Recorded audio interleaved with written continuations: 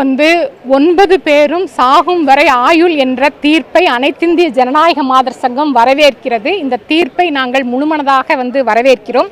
ஆனால் இழப்பீட்டு தொகை என்பது 85 லட்சம் 8 பேருக்கு என்பது நீதிமன்றம் சொல்லியிருக்கிறது. இந்த இழப்பீட்டு தொகை என்பது அதிகரிக்க வேண்டும். உடனடியாக தமிழக அரசு இந்த பாதிக்கப்பட்ட பெண்களுக்கு நிவாரணம் அறிவிக்கப்பட வேண்டும் என்றதை தெரிவிச்சுக்கிறோம். அதே போல இந்த பாதிக்கப்பட்ட குடும்பங்களுக்கு உடனடியாக பாதுகாப்பு வசதிகளை அரசு செய்து தர வேண்டும். இவ்வளவு பேசப்பட்ட வழக்கில் இவ்வளவு முக்கியமான தீர்ப்பு வந்திருக்கக்கூடிய பின்னணியில் பாதிக்கப்பட்ட பெண்களுக்கு பாதுகாப்பு என்பது மிக மிக அவசியமாகிறது. ஆகவே பெண்களுக்கு பாதுகாப்பை உறுதி செய்ய வேண்டும் என்பதை இந்த நேரத்தில் தெரிவிச்சுக்கிறோம்.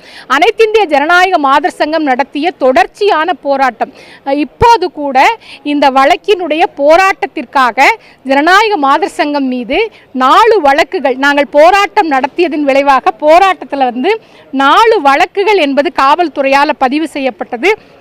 அந்த வழக்குக்காக இப்போவும் நாங்கள் நீதிமன்றத்துக்கு வந்துட்டுருக்கிறோம். இப்போ காவல்துறையினுடைய எந்த அச்சுறுத்தல்களை எல்லாம் தாண்டி அதையெல்லாம் துச்சமென மதித்து இந்த போராட்டத்தில் நாங்கள் கடுமையான போராட்டத்தை தமிழ்நாடு முழுவதும் நாங்கள் நடத்தினோம். எங்களுடைய போராட்டத்திற்கு கிடைத்த வெற்றியாக நாங்கள் பார்க்கிறோம். நிச்சயமாக இது போன்ற வழக்குகள் ஒரு முன்னுதாரணமாக இருக்கும். தமிழ்நாட்டில் இனி பெண்கள் குழந்தைகள் மீதான வன்முறைகள் நடைபெறுகிற போது காவல்துறையும் அரசும் உடனடியாக நடவடிக்கை எடுக்க வேண்டும் என்பதற்கு சான்றாக இந்த வழக்கு இருக்கிறது என்பதை தெரிவிச்சுள்ளேன். 2019ஆம் ஆண்டு இந்த சம்பவம் வெளி உலகிற்கு வருகிற போது அப்போதைய ஆட்சியாளர்கள், குறிப்பாக அதிமுகவினுடைய ஆட்சி என்பது நடைபெற்றுக் கொண்டிருந்தது. முழுமையாக இந்த வழக்கை மூடி மறைப்பதற்காக குற்றவாளிகளை பாதுகாப்பதற்கான அனைத்து நடவடிக்கைகளையும் தமிழக காவல்துறையும் அரசும் எடுத்தது. ஆனால் இதை தாண்டி போராட்டங்களை நடத்தினோம். அன்றைக்கு இருந்த எஸ்பி பாண்டியராஜன், அன்றைக்கு இருந்த காவல்துறை அதிகாரிகள் எல்லாம் இந்த வழக்கை மூடி மறைப்பதற்கான எல்லா வேலைகளும் செய்தார்கள். அதை எதிர்த்து போராட்டம் நடத்தியதன் விளைவாகத்தான் இந்த வெற்றி என்பது கிடைத்திருக்கிறது. நீதிபதி அளித்திருக்கக்கூடிய தண்டனை என்பது உண்மையிலே பாராட்டத்தக்க வகையில் இந்த தண்டனை என்பது அமைந்திருக்கிறது. இதற்கான காலம் என்பது இன்னும் கூட குறுகிய காலத்திலேயே தீர்ப்பு வந்திருக்கணும்.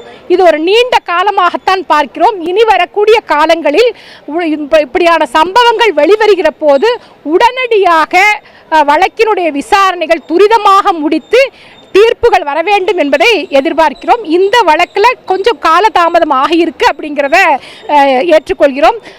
காலதாமதம் ஆகியிருந்தாலும் கூட வழக்கினுடைய தீர்ப்பு என்பது வரவேற்கப்படக்கூடிய தீர்ப்பாக இருக்கிறது. அண்ணா பல்கலைக்கழக விஷயத்தில் பாதிக்கப்பட்ட பெண்ணினுடைய அடையாளம் காவல்துறையால் வெளியிடப்பட்டுச்சு. உடனடியாக இல்லை, நீங்கள் இப்போன்னு சொன்னதுனால சொல்கிறேன். அண்ணா பல்கலைக்கழக விஷயத்தில் பாதிக்கப்பட்ட பெண்ணினுடைய அடையாளங்கள் எல்லாம் வெளியிடப்பட்டது. அப்பவும் ஜனநாயக மாதர் சங்கம் போராட்டம் நடத்தியது. அதுக்கு பின்னாடி காவல்துறை காரணங்களை சொன்னாங்க. இந்த வழக்கிலேயும் அன்றைக்கு இருந்த எஸ்பி பாண்டியராஜன் பத்திரிகையாளர் சந்திப்பில் பாதிக்கப்பட்ட பெண்ணினுடைய அனைத்து அடையாளங்களையும் வெளியிட்டார். அப்போது ஜனநாயக மாதர் சங்கம் உடனடியாக நீதிமன்றத்திற்கு சென்று இது ஒரு காவல்துறை அதிகாரி இப்படி செய்வது சரியல்ல, உரிய வழிகாட்டுதல் வழங்க வேண்டும் என்று கேட்டுக்கொண்டோம். எஸ்பி பாண்டியராஜன் காத்திருப்போர் பட்டியலுக்கு மாற்றப்பட்டார். அதே போல இந்த வழக்கினுடைய விசாரணை அதிகாரியாக பொதுவாக பாலியல் வன்முறை குற்றங்களில் வழக்கு விசாரணை அதிகாரியாக பெண் அதிகாரி நியமிக்கப்பட வேண்டும். ஆனால் இந்த வழக்கு விசாரணையில் ஆண் அதிகாரியை நியமித்தார்கள். உடனடியாக ஜனநாயக மாதர் சங்கம் போராடியது. எங்களுடைய போராட்டத்திற்கு பிறகுதான் ஒரு பெண் அதிகாரியை இந்த வழக்கினுடைய விசாரணை அதிகாரியாக மாற்றினார்கள். அதற்கு பிறகு சிபிசிஐடிக்கு இந்த வழக்கு மாற்றப்பட்டது. சிபிசிஐடி வழக்கு மாற்றப்பட்ட போது நிஷா பார்த்திபன் அவர்களுடைய தலைமையில் தான் இந்த வழக்கு விசாரணை நடந்தது.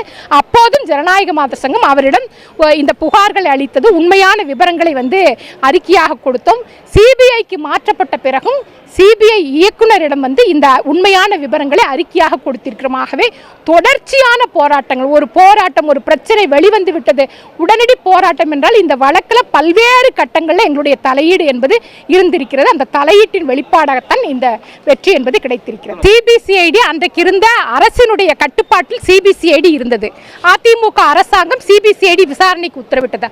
அப்போ வந்து விசாரணை என்பது துரிதமாக நடக்காது, உண்மை குற்றவாளிகள் வந்து வெளிவர மாட்டாங்க. ஆகவே வந்து சிபிசிஐடி வேணும்னு அப்போ அந்த வாதத்தை முன் வச்சோம். சிபிசிஐடி விசாரணைக்கு அது கடுமையான நெருக்கடியின் பேரில் வந்து சிபிசிஐடி வந்து சிபிஐக்கு மாற்றப்பட்டது.